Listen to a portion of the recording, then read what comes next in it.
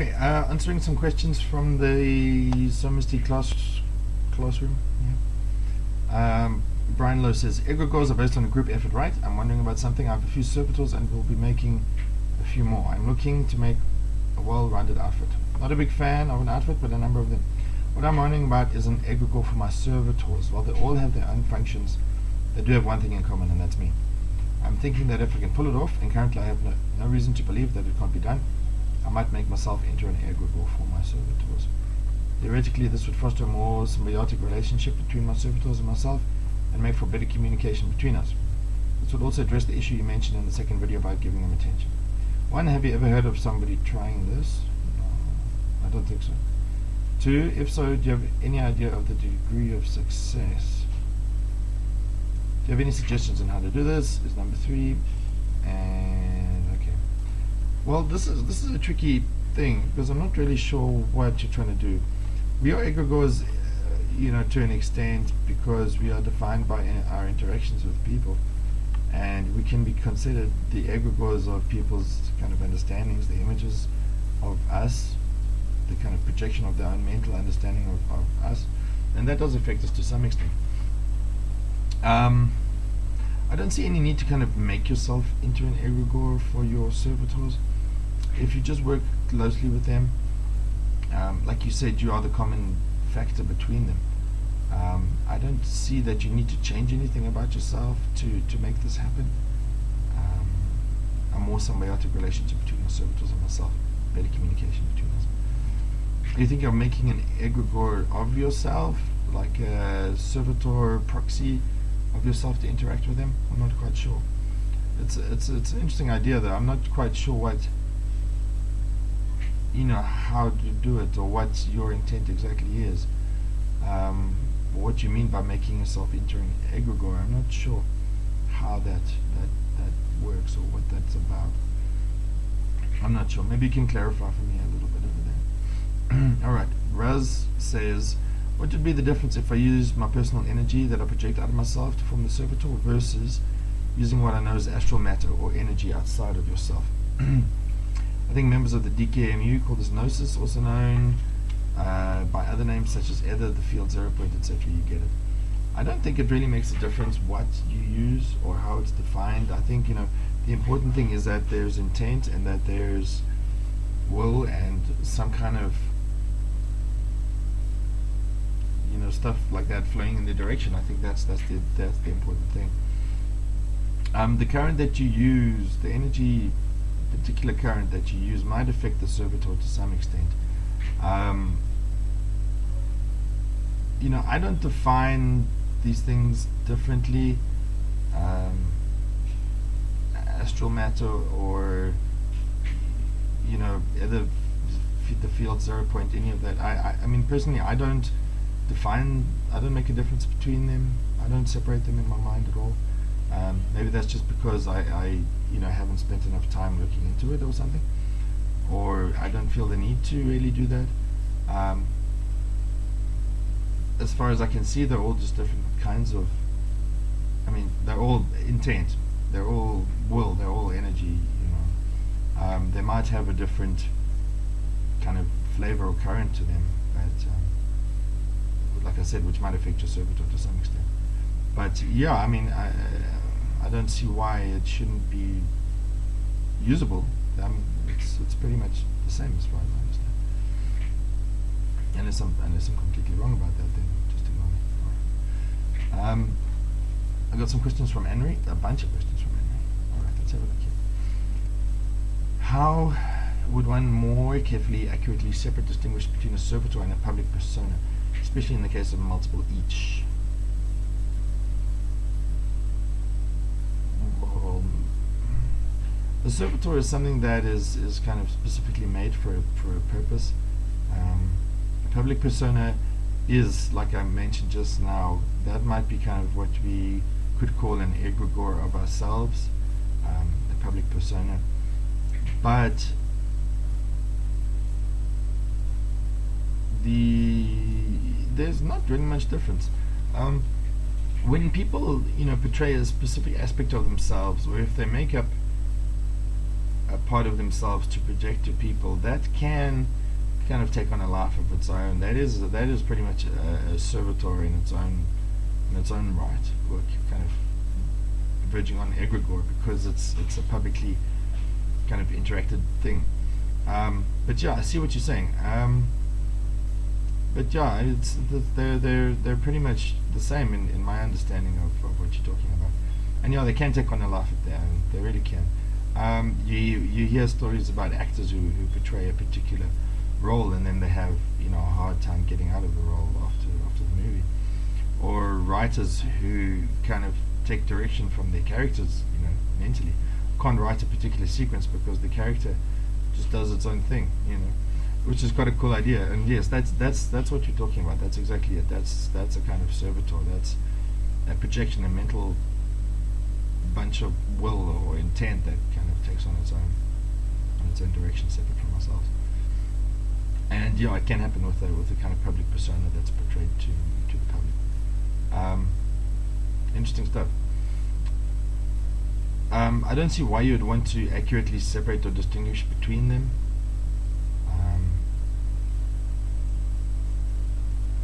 The only way you could do that is by saying, this is a servitor, this is a public persona. But I think effectively they're pretty much identical. Why does it seem that servitors, egregores, currents that employ horror leave a more marked and powerful impression on the human psyche? Like, for example, the terrorist group ISIS, the crucifixion, and other persistent memes, such as the ETs doing the anal probing, and also news. What do you suggest? What would you theorize it would take to diffuse those? Or to give healthier current servitors, etc., equal or more oomph? This is a really interesting problem, and it's something that I spoke about in week 1, in that the darker, the heavier kind of energies and emotions tend to cling to stuff because they are a lot kind of more solid and a lot denser and a lot heavier. So they do tend to stick around and even sometimes just gather, and grow, just get bigger and bigger because they stay where they are, and similar energies around that will kind of cling to it and will just get bigger and bigger. The only way I can see to fix this, on a more kind of on a larger scale, would be to change people's attention, to get people focusing more on positive stuff, to get people focusing more on acceptance and forgiveness and love and all this kind of stuff, because that will stop people from making this heavier, denser energy. And but it's been happening for a long time, in that these dark things are passed down from generation to generation and always hurt people, and this is how it goes. This is how it's passed on. This is how these memes propagate. So yeah, to break that cycle, people would have to stop knee-jerk reactions. They would have to stop reacting and start kind of being more aware of their actions and how they respond. So if somebody does give you some of this negative, heavy stuff, the only thing to do then is not to return in kind, but to kind of return with understanding and with acceptance and with a perspective that doesn't take it personally, that sees them as a product of their own circumstances and their situations.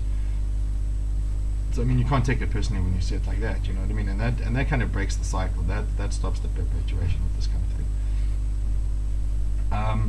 But yeah, also these dark, heavy emotions and these dark currents, the fear and pain and all this kind of stuff, they do touch on our very kind of basic survival instincts, fear and anxiety and safety for our own lives. So they are very powerful in that way.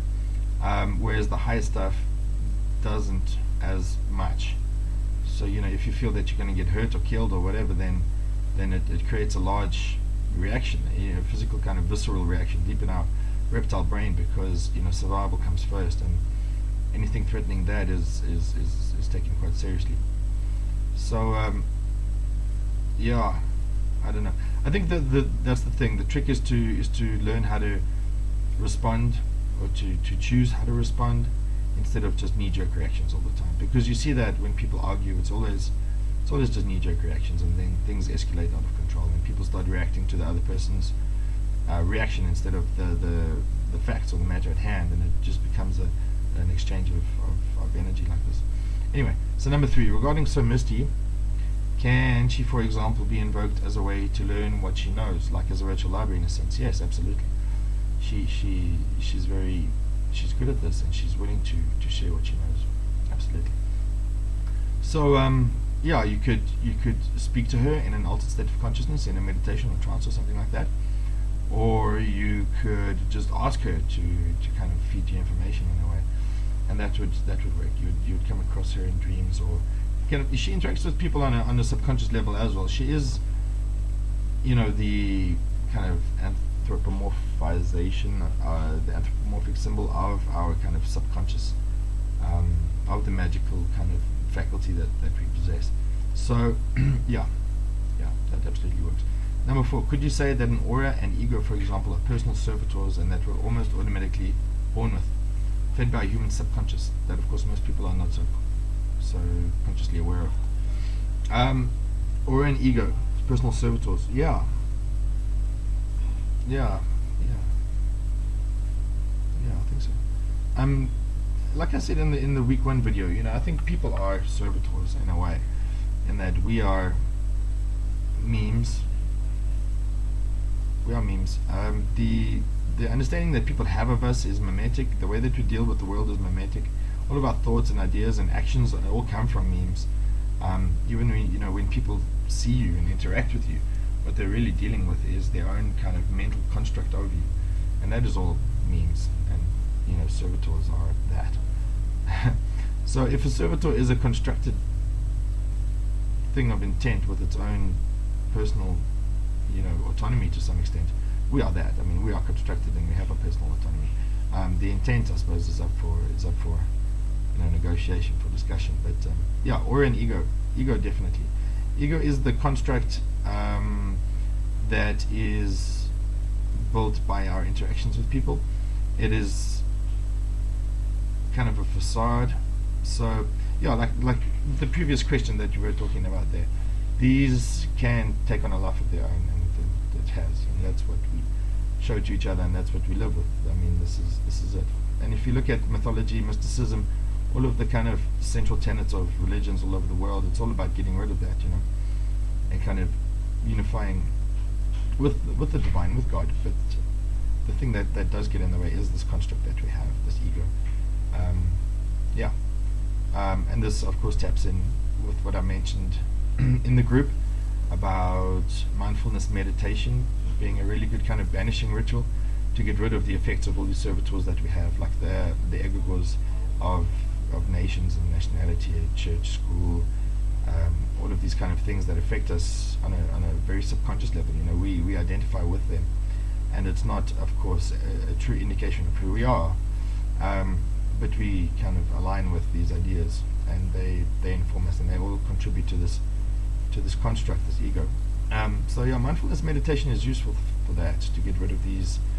I always say the most powerful magic is the magic that you're not aware of, and this is it. I mean, this is it. Ego, the effects of egregores like church, like government, like school, all of these kind of things that we conform to subconsciously, that define us and who we are.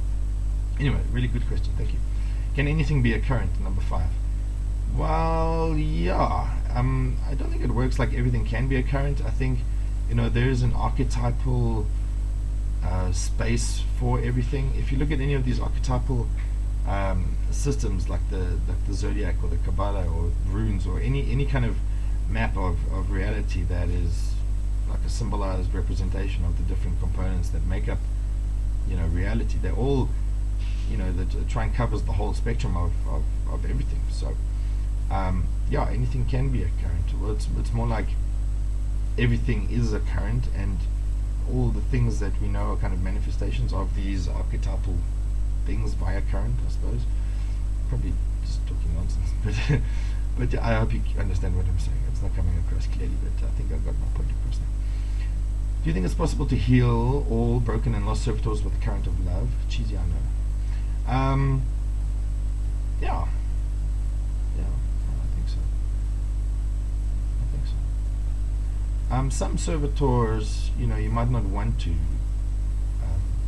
If a servitor was created with the intent of hurting somebody or attacking somebody or being disruptive or angry or that kind of thing, kind of using the current of love at it would diffuse it and would kind of undo its intent, and it would probably injure the thing.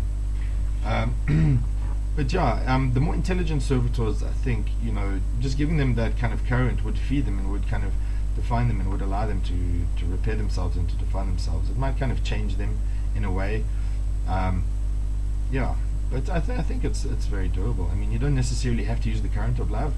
I mean, I like it because I use it a lot, and I think it's kind of very versatile and the foundation of pretty much everything. So yeah, it's a really good question. Thank you. That's interesting. Can you give an example of how specific one needs to be regarding feeding a servitor if one wanted to make sure it feeds only from you?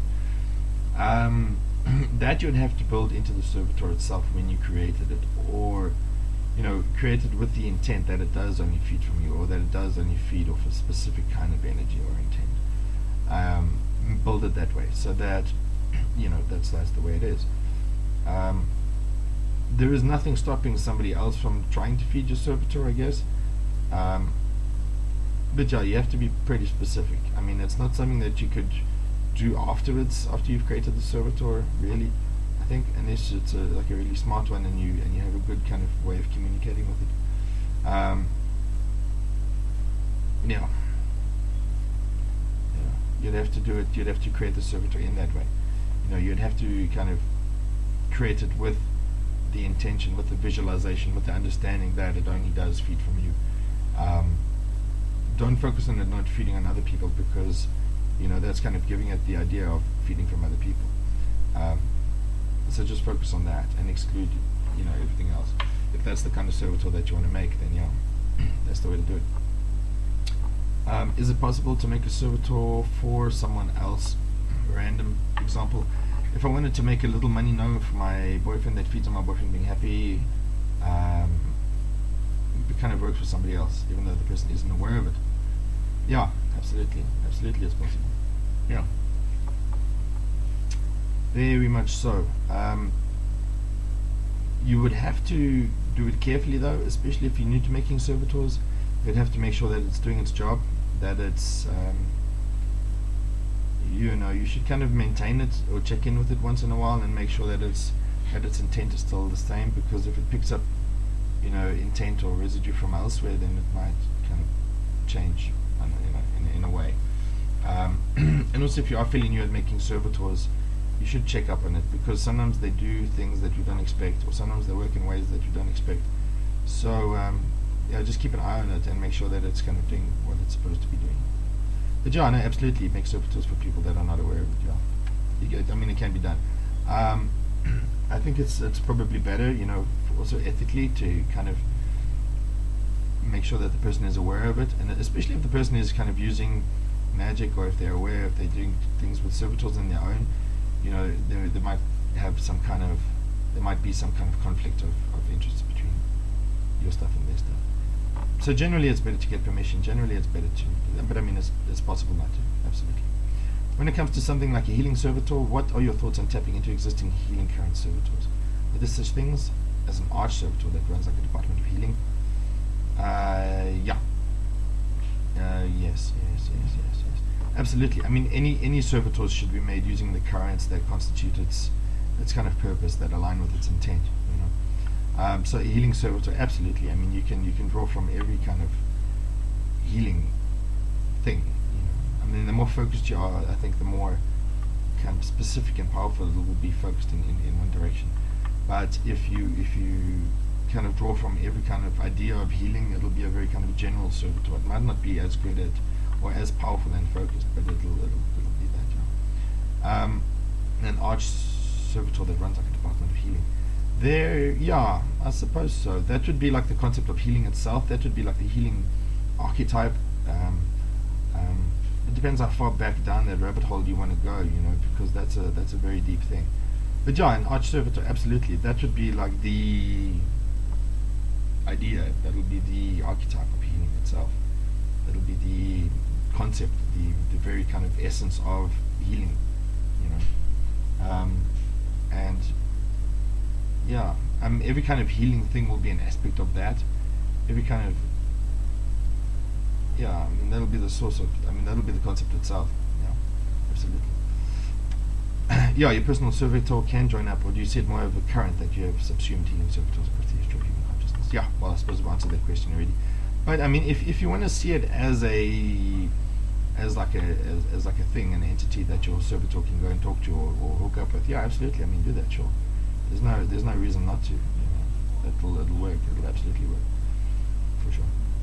When it comes to servitor names, how important do you find originality? In other words, if a name from mythology is used, it might influence the servitor, or can a name be like a correspondence? I think names, you should be careful. You should try and find something original, because there will be contamination. There will be cross kind of, the kind of understanding and subjective understanding and the kind of energy surrounding one concept, or like a name or something. If you use that, you'll be definitely influenced by that. I have some really interesting stories from my work with clients about that, but I'll talk about that at a different time. But yes, no, it should be as original as possible. It should be something that is not used regularly or by something else. The correspondences, you should avoid using the name of something else as a correspondence for your servitor, because of that. You would want to access the current behind that servitor, behind that name, if you're looking to use it as a correspondence. So say, for example, you wanted to make an aggressive warlike servitor for some reason. So then using Mars or Thor or one of these kind of entities that are warlike, or the Hulk or Wolverine or whatever, just using them straight, just like invoking the Hulk, that will totally work, but that'll be more like an invocation or an evocation, depending how you do it. But if you want to make a servitor like that, you could access Hulkness, like the current of the Hulk, the kind of flavor, the representation of the Hulk, the stuff that kind of constitutes it, and you could kind of align your servitor with that.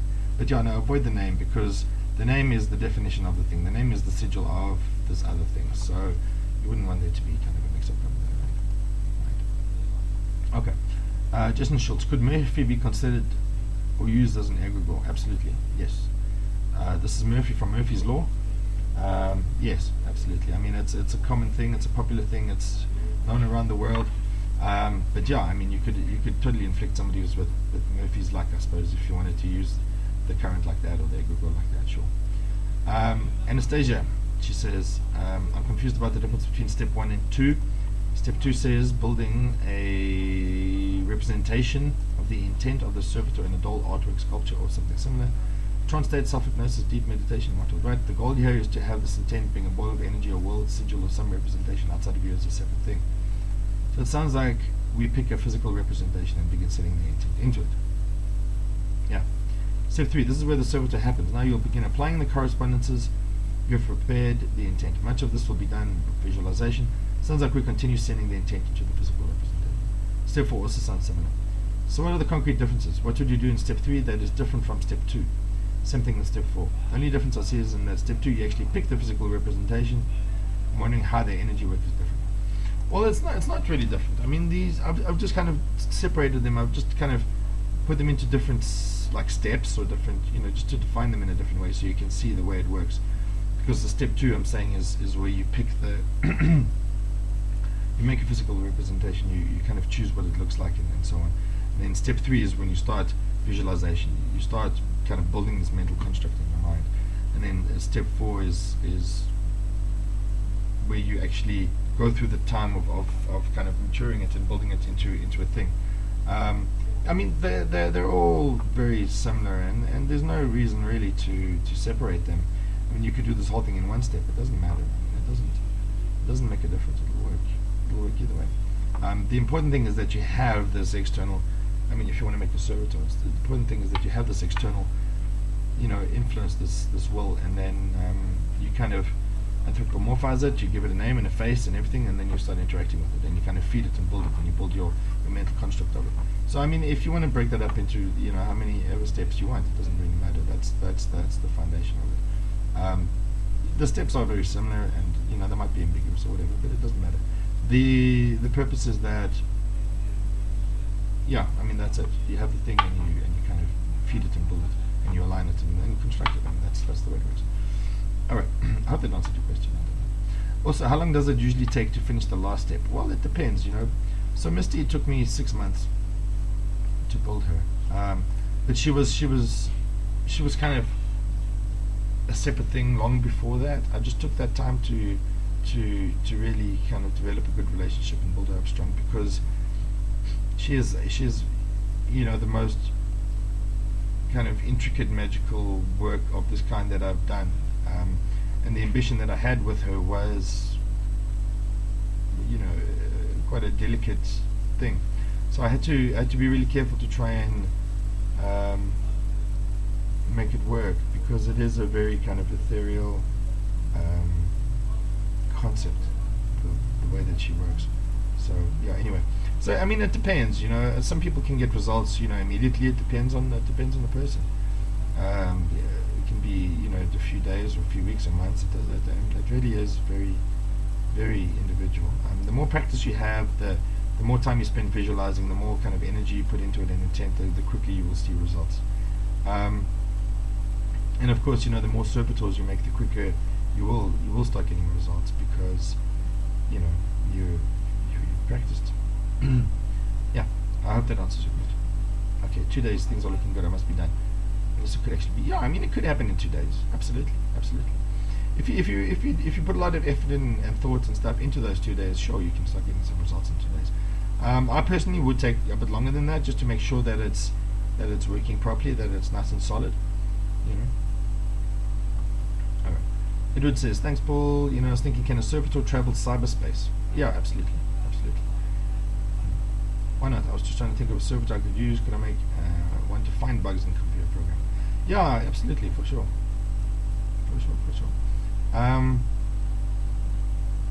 To find bugs, I don't know. You might want to make one that makes you aware of bugs. I think that would be more effective. Just a slight change in kind of direction there. Because that's what you want, really. You want to be aware of the bugs and you want to fix them.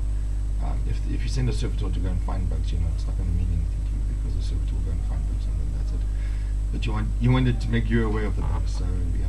But yeah, cyberspace, absolutely. I mean, cyberspace is pretty much an egregore. I mean, everything's an egregore. Everything's a meme. So our understanding of cyberspace is that we deal with the mental construct. We deal with our own idea of it, and that's what he'll be working on. This servitor. All right. What else? Edward also says, what realm do servitors exist on? I'm assuming that they are not on the physical plane, or at least not for beginners. Are they like on the astral or something? When we communicate with them, I'm assuming we do so in our minds. Is this so? I don't, like I said before, I don't really, define between the different realms or different energies or stuff like that. Yeah, it's astral, definitely astral, sure. Yeah, I mean, you can see them you can interact with them in your dreams. You can interact with them in a trance state. You can interact with them in any kind of altered state of consciousness. But even in a normal kind of conscious state, more powerful servitors can definitely still interact with you. You can still feel them. You can still hear them. You can still kind of your servitors, the stronger ones especially, will have a very particular kind of flavor. They'll have a very particular kind of energy about them. And you can feel that, in any kind of state. It might just be an indication that they want to talk to you, and then you can do so. Or it might, be a more kind of advanced thing. When you communicate with them, I assume we do so in our minds. Is this so? Well, yes, essentially. I mean, you can talk to them, as I'm talking to you now with your voice. You can do that. But the important thing is the intent. That is what they listen to, is your intent. So whether you express your intent with your voice, or you just express your intent kind of internally, that's the important thing. they'll pick it up either way. Words are tricky because words are kind of a construct of its own, and sometimes, you know, what we mean to say and what we actually say are not really kind of the same thing. Sometimes we struggle to put our concepts and our feelings and stuff into words. So, you know, not using words can kind of be more accurate in that way, I suppose. Especially for something like a servitor, which does not necessarily need to listen to your voice to interact with you. If it's your servitor as well, you know, it'll be able to receive your kind of intent. All right. Okay. That's all the questions for now. Thanks.